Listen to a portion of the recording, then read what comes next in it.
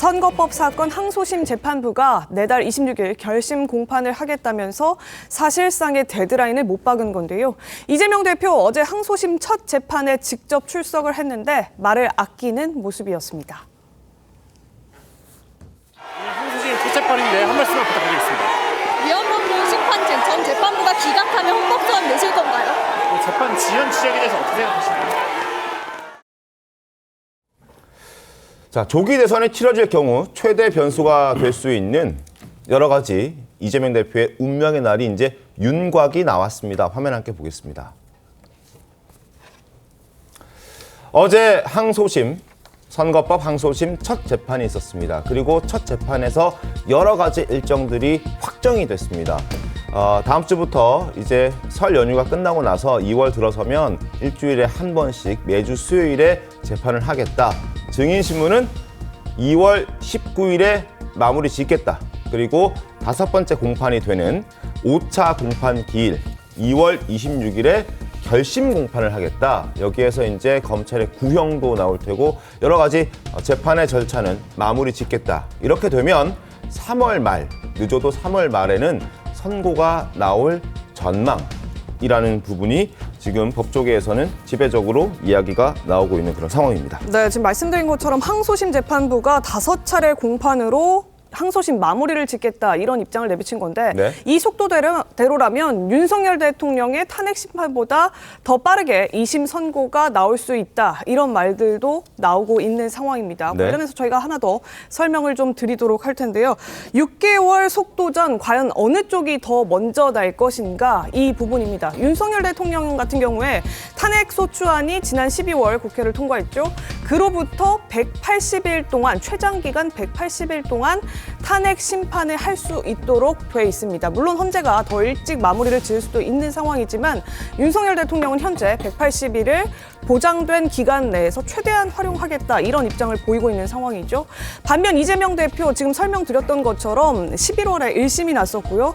4개월 정도 걸려서 지금 재판부가 설명한 대로 2월 26일에 2심 선고를 내게 된 2심 결심을 하고 3월 말쯤에 2심에 대한 선고가 나게 된다면 최종심 대법원 선고가 5월 내지는 6월에 날 수도 있다 이런 전망이 나오는 겁니다. 만약에 5월이 된다면 윤석열 대통령의 180일 시한이 지난 6월보다 더 일찍 이재명 대표에 대한 항소심에 대한 결론이 나올 수도 있다. 지금 이런 관측이 나오는 겁니다. 일단 김광선 변호사님 좀 궁금했던 게 어제 그 항소심 재판부가 이례적으로 항소심 첫 재판에서 이재명 대표 재판 2월 26일까지 마무리 짓겠다 이렇게 공표를 했잖아요. 이거 좀 있는 일입니까? 이례적인 겁니까? 아니 근데 일반적으로 1심 재판에서는 이제 재판이 처음 시작하기 때문에 이렇게 재판 기일까지 하면서 언제 결심하겠다고 고지를 하지 않습니다. 네. 근데 항소심 재판 같은 경우에는 이미 1심서 나올 증인들 다 나오고 증거 조사가 다 됐거든요. 그래서 일반적으로 항소심에는 할 게 없어요. 그래서 첫 기일에 가면 판사들이 상당히 많은 판사들은 재판 몇 번 정도 하고 다음 길 하고 아니면 그 다음 길 하고 결심하겠다 이렇게 고지를 미리 하죠. 네. 그래서 그 전에 증거 낼 건 다 내라 이런 식으로 합니다. 그래서 1심과 달리 항소심에는 이렇게 재판 과정의 결심을 언제 할 것인가를 재판부가 직접 말하는 경우가 상당히 빈번하게 있습니다. 네. 빈번하게 있는데 지금 이재명 대표 사건에 대해서는 1심에서 2년 2개월이나 했잖아요. 네. 나올 수 있는 증거는 다 나왔어요. 사실은 더 이상 할 것이 없는데 이 사건이 이재명 대표의 어떠한 피선거권에 관한 운명을 좌우하는 엄청난 사건 아닙니까? 네. 그래서 재판이 실질적으로 5번 정도 이루어지는데 항소심 재판이 아주 엄청난 사건이 아니면 일반적인 사건은 5번까지 가지 않습니다. 대부분 1번, 2번, 말해야 뭐 증인 안 나오면 3번 정도. 그런데 이 사건은 뭐 재판 기일을 5회나 잡았다는 것은 네. 그래도 상당히 이재명 대표의 방어권 보장을 위해서 아하. 배려를 어느 정도로 해줬다 이렇게 볼 수 있어요. 물론 예. 재판 기일 간격이 일주일 단위이기 때문에 네. 시간은 짧긴 해요.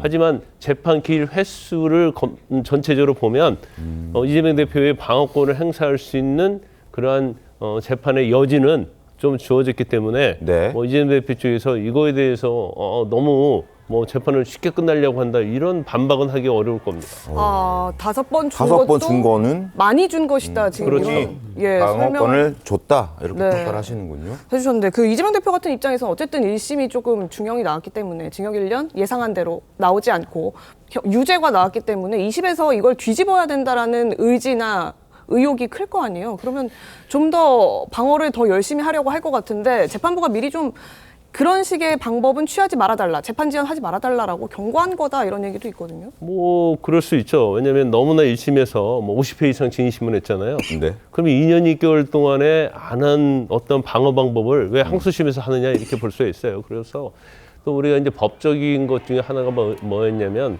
실기한 방어라는 게 있어요. 예. 그러니까 해야 할 때 안 하고 나중에 와서 이제까지 타임이라는 게 있는데 그때는 하지 않고 나중에 와서 하면 이것저는 실기한 방어 방법이거든요. 그러면 재판부에서 받아주지 않는 것이 일반적인 법 원칙이라는 게 있습니다. 네. 네. 그래서 이 사건 자체도 마찬가지 가능성이 크다고 이렇게 보고 일단 뭐 1심에서 최선을 다했는데 지금 나올 수 있는 증거는 제가 볼 때는 뭐 거의 다 나왔고 네. 1심에서 2년 2개월을 했기 때문에 사실 이 사건과 필요 없는 증인이랄지 뭐 서면이랄지 이런 것들이 많이 나와 있을 거예요. 그러면 뭐 저는 개인적으로 볼 때 항소심에서 1심의 어떤 재판 결과를 뒤집을 수 있는 스모킹 거는 제가 볼 때는 있을 수 없다.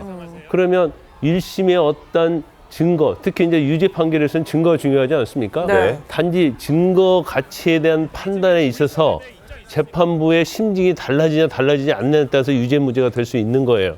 그래서 결과적으로 따지면 1심에 나왔던 모든 증거를 가지고 항소심에서 판단할 가능성이 크다. 이것도 아마 이재명 대표도 알고 있을 거고 네. 이재명 대표도 1심의 유죄 증거로 쓰인 증거에 대해서 이제 탄핵하기 위해서 아마 최선을 다할 겁니다. 알겠습니다. 자, 2월 26일 결심 그리고 3월 안에 선고가 될 수 있다는 전망이 지금 나오고 있고 조금 전에 김광산 변호사께서 지적해 주셨듯이 5차례의 공판 횟수만 봤을 때는 그래도 방어권을 최대한 보장해 준 것이다라고 볼 수 있다 이런 의견도 나왔습니다. 그런데 이렇게 결심 공판 후에 보통은 통상적으로 한 달 후 정도 되면 선고를 한다고 합니다. 그래서 3월 말 선고가 이야기 나오는 것인데 또 하나의 변수가 있다고 하는데 그게 이제 판결문이라고 하더라고요. 이 판결문이 변수가 된다는 건 어떤 의미로 해석을 해야 됩니까? 조규현 변호사님. 그러니까 이 1심 판결은 대부분 법조인들이 무죄 가능성이 더 높다고 예측을 하고 있었습니다. 네. 같이 재판이 진행돼도 위증 교사죄에 비해서 상대적으로 이제 그렇다는 거였죠. 근데 의외로 중형이 선고가 됐습니다. 네. 근데 이 재판 과정을 보면 이 허위사실 공표라는 게 사실 공직선거법 법문에 명확하게 이제 규정돼 있는 건 아닙니다. 그러니까 허위 사실의 공표이고 그 관련돼서는 뭐 경력, 행위 등 이렇게 돼 있어서 그 의미를 어떻게 볼지에 대해서 여러 가지 판단이 있을 수 있습니다. 근데 1심 재판부는 뭐 핵심적으로 김문기 전 처장 관련해서 몰랐다 이 부분에 대해서 무죄를 선고하면서 그 해명 과정에서 있었던 골프를 치지 않았다라는 취지의 발언 이 부분을 유죄 선고를 했습니다. 그러니까 이재명 대표는 당시에 명확하게 난 골프 치지 않았다라고 말하지는 않았고 당시 이제 논란이 되자 국민의힘 측에서 제시한 이 사진이 위조된 거다. 예, 위조된 거다라고 하면서 마치 골프를 친 것처럼 이런 취지로 얘기를 한 겁니다. 그러니까 이 판결문 곳곳에 뭐 백현동 사건도 그렇고 사실 인정에 있어서 1심은 충분히 다퉈졌다고 항소심 재판부는 볼 수 있지만 법리적 판단에 있어서는 달리 볼 여지가 분명히 있기 때문에 1심 절차 진행을 빨리 한다고 하더라도 네. 판단에 있어서는 뭐 무조건 달라질 수도 통상적인 있으니까. 한 달 내에 있을 수 있다. 이렇게 보이지 않을 수도 있습니다. 항소심 재판부도 이 전 대선에서의 유력 대선 후보였고 이번 대선에서도 또 유력한 대선 후보인분의 이 피선거권을 제약하고 또 민주당에 있어서는 선거 보전 비용 반환의 문제까지 발생시키는 중차대한 사건인데 절차 진행 빨리 하고 뭐 별거 없으니까 빨리 판결할 것이다. 이렇게만 볼 수는 없습니다. 그러니까 절차 진행을 빨리 해서 결심 일정이 뭐 간다고 하더라도 판결문 작성까지는 통상적인 어떤 항소심 사건에 비해서 시간이 더 걸릴 수도 있다. 이렇게 그런 볼 수 있는 차원에서 변수가 될 수 있다라는 얘기가 나왔군요. 말씀하십시오.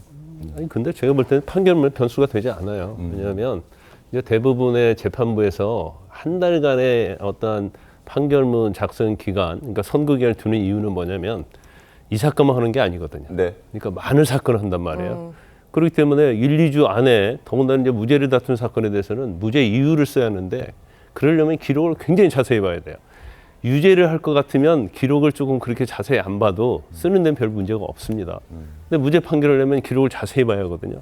그리고 다른 사건들이 많기 때문에 이 사건만 가지고 1, 2주 안에 선고 할 수가 없어요. 그래서 이제 대부분 이제 한 달의 선고 기간을 두는 게 상당히 많은 경우인데 지금 이 재판부는 집중심리 하겠다는 거고 3월 12일까지는 배당을 안 해달라고 해서 받아들여졌잖아요. 네, 네. 그러니까 다른 사건을 선고할 그러한 어떤 일에 대한 선고에 대한 부담감이 덜해요. 그래서 경우에 따라서는 제가 볼 때는 일반적인 건 3월 말이지만 네. 이 사건만 가지고 재판을 한다고 하면 사실 3월 초도 될 수 있는 거고요. 그러니까 그 3월 집중 중순도 될 수 있는. 심리에 판결문 작성하는 시간도 그것만 하게끔 하는 게 포함될 수 있는 거겠죠. 그렇죠. 아니 다른 사건에 부담이 없죠. 네, 그렇죠. 다른 사건 재판하고 다른 사건을 선고해야 하는데 네, 네. 다른 사건도 계속 재판 날짜를 잡아야 하니까. 근데 이 사건은 그런 식으로 흘러간다고 한다면 네. 좀 더 빨리 오히려 진행될 수도 빨라질 있다. 수 있다. 있다. 예. 알겠습니다.